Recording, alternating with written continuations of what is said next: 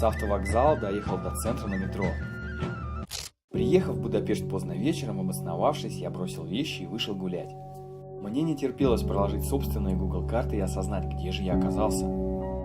Виды с мостов, надо сказать, в столице Венгрии особенные. Видно все как на ладони, и сложно наглядеться этой таинственной, светящейся миниатюрой сказочного городка. Я решил сделать круг почета, осмотреть все самое красивое и вернуться обратно. Но красоты было так много, что ознакомительная прогулка заняла 3,5 часа.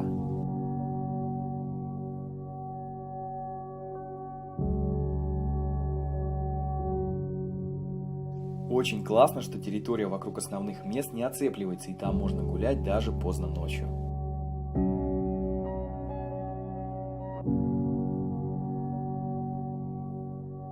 Вы только посмотрите на это.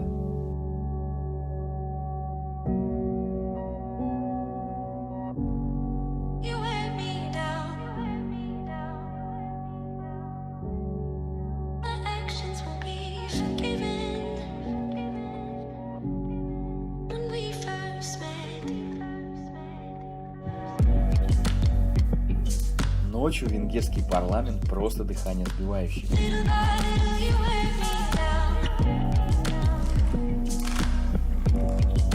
Вот такая прогулка, такие первые впечатления. Друзья, привет! Я наконец-то приехал в Будапешт. Это последняя страна моего Евротура. Я хочу посмотреть город. Надеюсь, он оправдает мои надежды. Я столько читал, столько смотрел. Столько интересных мест, все хочется увидеть, все хочется попробовать, посмотреть. Я надеюсь, вам тоже понравится этот видеоотчет. Я попытаюсь побывать в самых интересных местах, попробовать местную кухню. Расскажу, где я побывал, что я попробовал, что я увидел, где я жил, по каким ценам.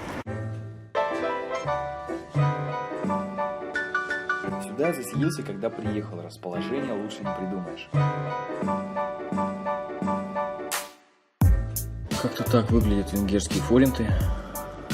Такие интересные бумажки.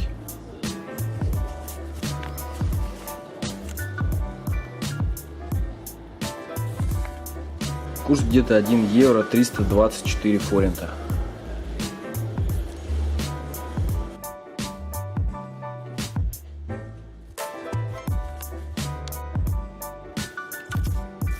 Ну и самое козырное, наверное, вот это. 10 тысяч форинтов.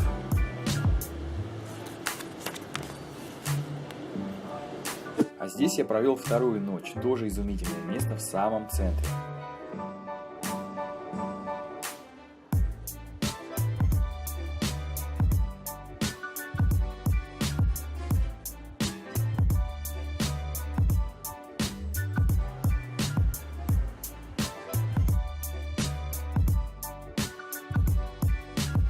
Забавная стена с рекомендациями в хостеле. Будь общительным, наслаждайся ночной жизнью, наслаждайся купальнями, попробуй паленку и влюбись. Потри пузо местного талисмана до того, как уедешь. Сейчас я расскажу, где и что обязательно попробовать в Будапеште. Символ местной кухни — венгерский суп-гуляш. Сытно, вкусно и жирно, как, собственно, все в Венгрии. Средняя цена 800 форинтов. Чикен-паприка – классическое сытное блюдо из курицы австрийской и венгерской кухни. Тоже отличное место и тоже куриный паприкаш. Средняя цена 1200 форинтов. Здесь продают самую вкусную лепешку лангош, так сказать, национальный фастфуд. Сытенько, недорого, но не для слабого желудка. На десерт небольшой бонус – это глазированные сырки туруруди. Такие вы найдете только в Венгрии. Это Силия, одна из самых харизматичных гидов Будапешта. Провела нам небольшую экскурсию по городу.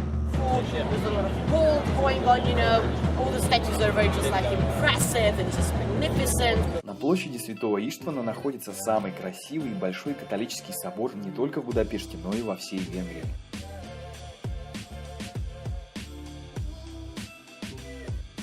Статуя свободы на горе Гилерта. Это один из самых узнаваемых памятников столицы. Установлен в память о подвиге Красной Армии, освободившей город от нацистов.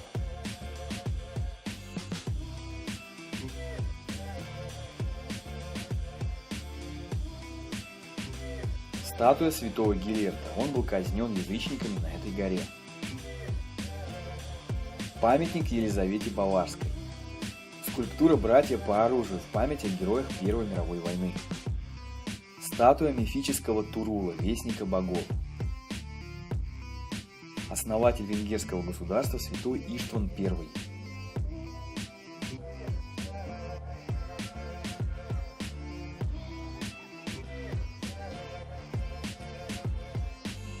Нет, это не декорации к фильму «Игры престолов», а Арбатский бастион.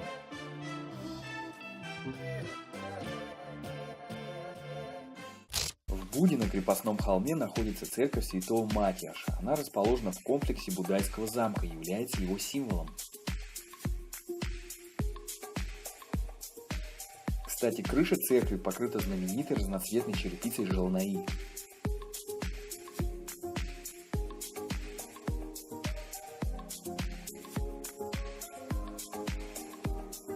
Давно я не видел такого количества людей с фототехникой, экшн-камерами и всевозможными селфи-палками. Кстати, я нашел интересную, иногда смешную забаву наблюдать за тем, как фотографируются туристы.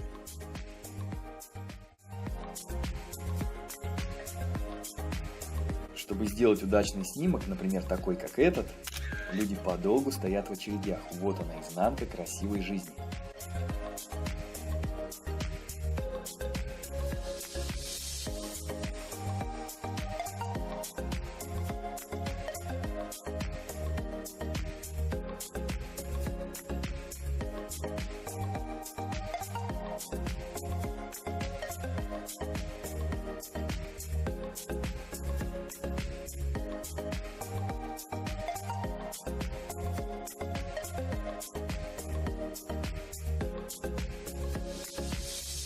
Дворец Шандора – официальная резиденция президента Венгрии. Фонтан охота короля Матиаша. Он, кстати, был один из любимых венгерских правителей. Фонтан символизирует грустную легенду. Во время охоты король остановился в лесной избушке. Дочка лесника Илонка влюбилась в него с первого взгляда, не представляя, кто он такой, но любовь осталась безответной. Стоит немного отойти от бастиона, и открывается чудесная панорама на Буду.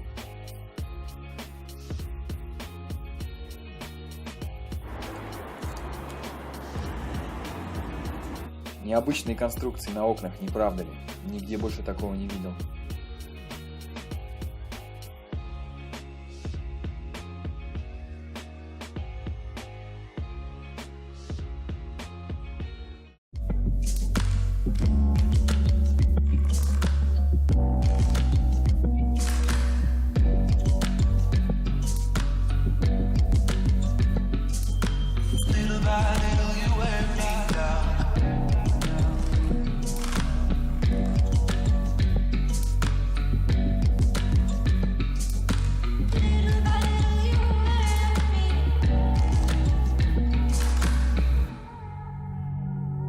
Парламент – жемчужина Венгрии. От такой красоты просто сбивает дыхание. Он такой громадный, что внутри целых 20 километров лестниц, 691 комната и 13 лифтов.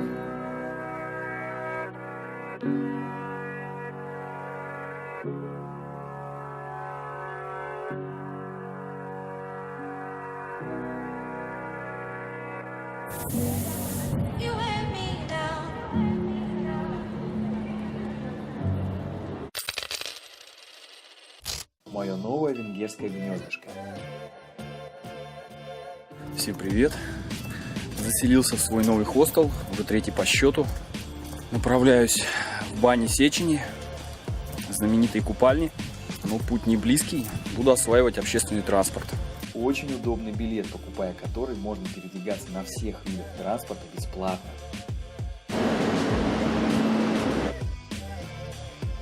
Это достаточно помпезная площадь героев, заложенная к тысячелетнему юбилею основания страны.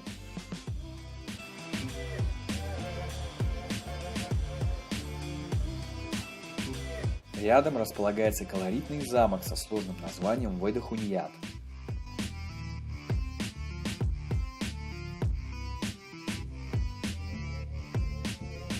Ну вот мы и добрались. Это купальня Сечени, самая большая и популярная в Венгрии. 5400 форинтов стоит посетить баню. Вот дают такой браслет. Ты его прижимаешь, везде проходишь. Я в такой кабинке сейчас нахожусь.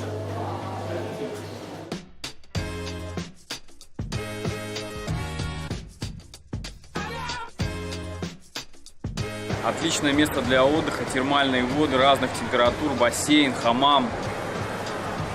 Просто кайфушки, наслаждаться, приехать сюда. Не так далеко от центра находится, всего 10-15 минут. Сегодня не очень много народу, хотя выглядит как будто аншлаг. Мне сказали, что обычно больше.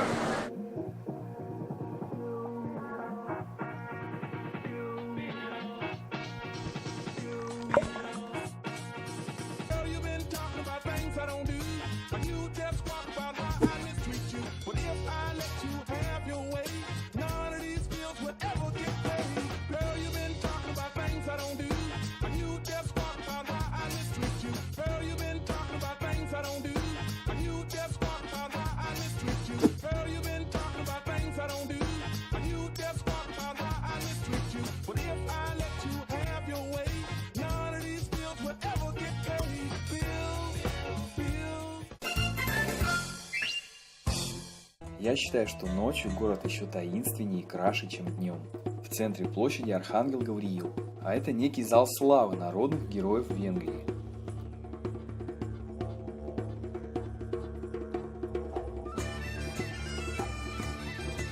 Здесь же находится первая в Европе линия метрополитена. В самом центре на площади Эржебет находится 65-метровый глаз Будапешта, позволяющий за один раз, точнее за один оборот, увидеть весь город.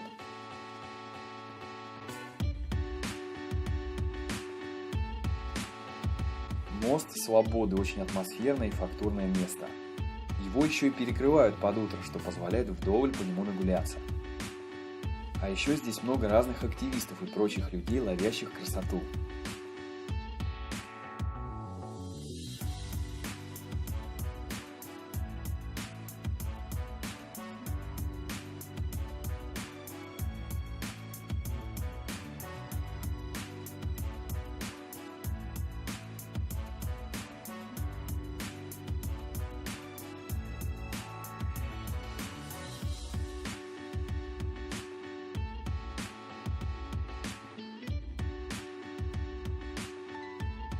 Цепной мост – это первый мост через Дунай. Когда его построили, это было настоящее чудо света.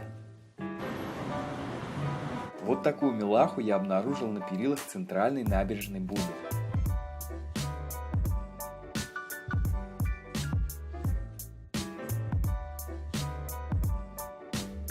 Это большая синагога, самая крупная синагога в Европе.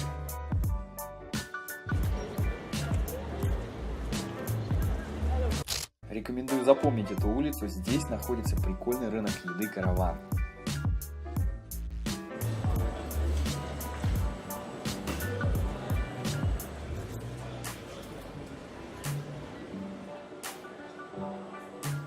Тут же в еврейском квартале находится первый легендарный руин-паб Сцимплакерт. Все началось в начале нулевых, когда руин-пабы только стали открываться. Это совпало с кризисом недвижимости. Не знали, куда девать старые здания, но молодежь придумала, как это использовать.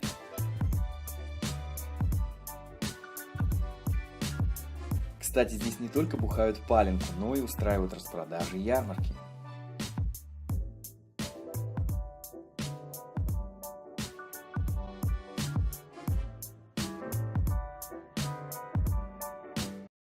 Трамвай номер 2 – настоящая находка для туристов в Будапеште. Открываю секрет. Если хочется сэкономить бюджет и не тратить на дорогие обзорные экскурсии, но при этом есть интерес к осмотру достопримечательностей и знакомству с городом, то достаточно прокатиться на желтом трамвае номер 2. Он едет вдоль Дуная, из окон открывается вид на грандиозные мосты, Королевский дворец, здания парламента, памятники и другие прелести. За эти 20 минут можно увидеть почти все, да еще и с ветерком. Кстати, по другую сторону Дуная ходит аналогичный трамвай 1941. Я, к сожалению, не успел его освоить, так что все впереди.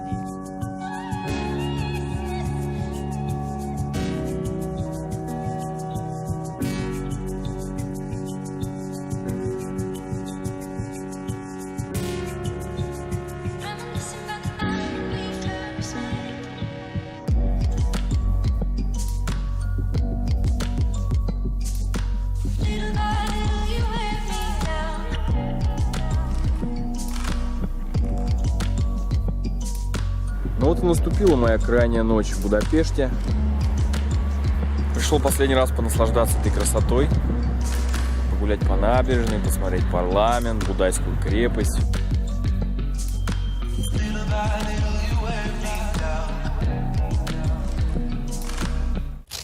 Всем привет! Это прямое включение из Best Choice Hostel. Я сюда вернулся после 3 дней разгула по другим хостелам. Это уже 4-й мой хостел. То есть я каждый день из 4 менял хостел. Первую ночь я провел здесь же. Приехал сразу, ехал сюда. Потом мне сказали, блин, мы не можем тебе продлить еще на 1 ночь. И мне пришлось съезжать. Я съехал в другой хостел. Тоже, кстати, неплохой. Провел там ночь. Утром просыпаюсь, иду продлевать. Мне говорят, блин, мужик, сегодня выходные. Уже все забронировали, так что ищи варианты. Я стал срочно искать варианты, потому что была суббота. Цены жестко подскочили. Даже на самые дешевые варианты цены просто взлетели.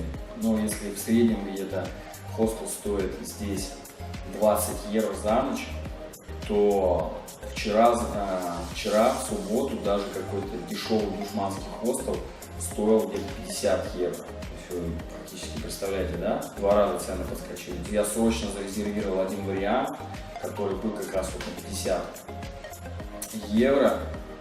И потом я посмотрел на карте и понял, что он находится не в Пеште, где я живу, и в принципе уже более-менее ориентируюсь, а в Буде, то есть с другой стороны Дуная.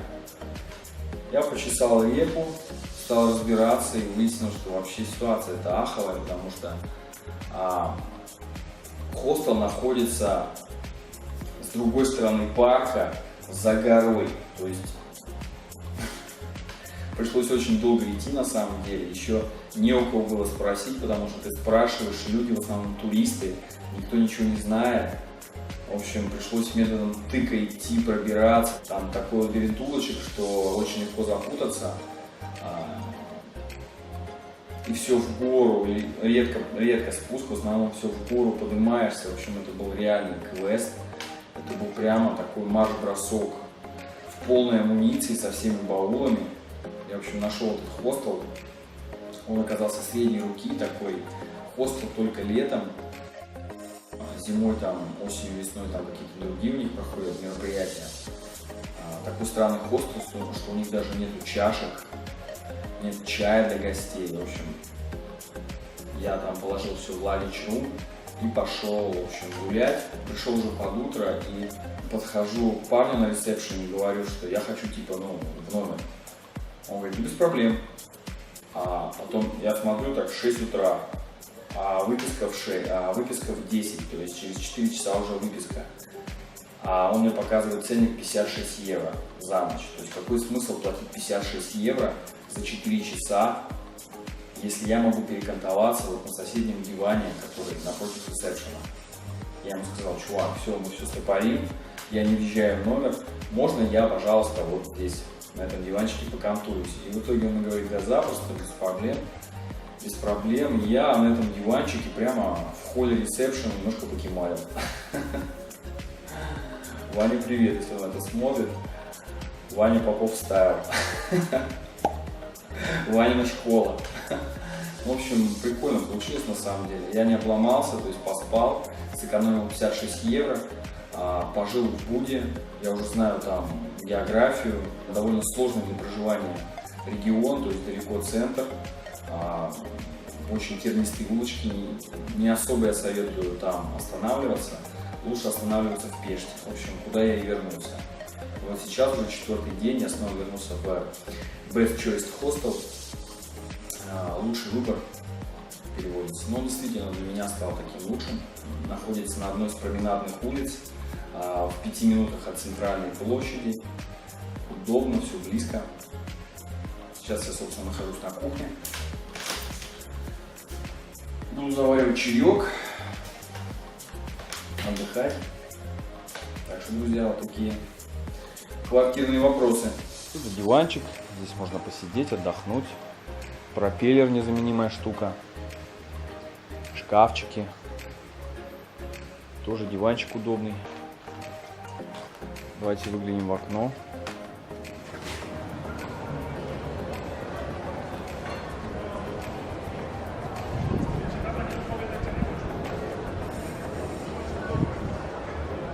Как вы видите, людей много, все гуляют. Вот это знаменитая сетка отелей «Меркурий». Такие хорошие отели. Вон Reserved. То есть все такие центральные бренды представлены. Вот такая кухонка приятная. Теплые деревянные тона.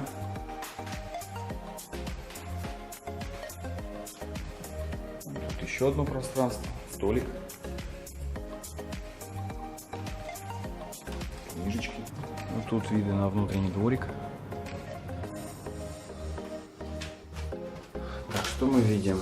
Душевая. Заходим в душевую. Вот такая душевая. Кабинки.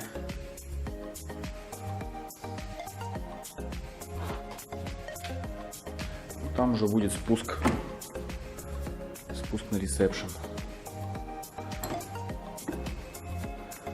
Чекаут. Вот надо до 10 успевать освободить постель. Wi-Fi. Работа ресепшена. Давайте заглянем на центральный рынок и посмотрим, что там есть интересное и что можно прикупить.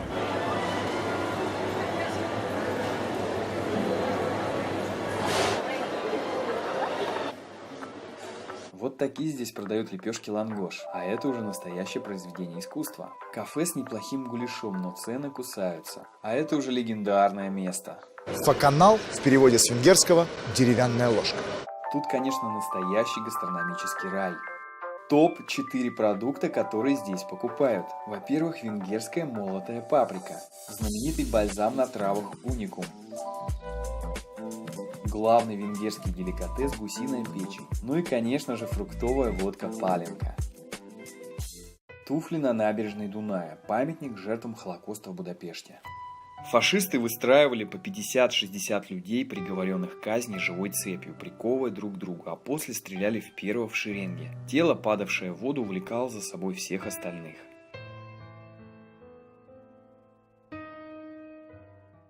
Пока парламент, пока Будапешт.